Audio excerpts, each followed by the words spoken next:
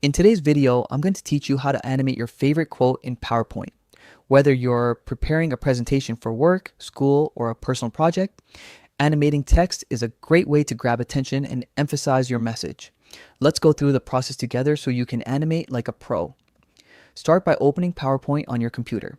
You can either use an existing presentation or start a new one from scratch. Once your presentation is ready, go to the Insert tab at the top of the screen. In this tab, click on Text Box and draw it anywhere on your slide.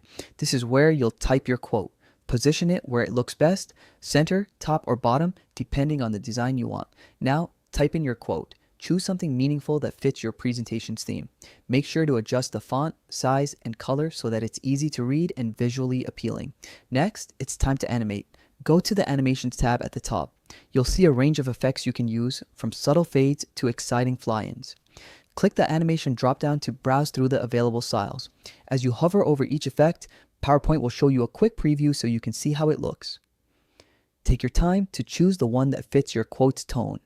For example, use a gentle fade in for something inspirational, or a fly in for a more energetic message. Once you've selected your animation, preview your slideshow to make sure it flows smoothly with the rest of your presentation.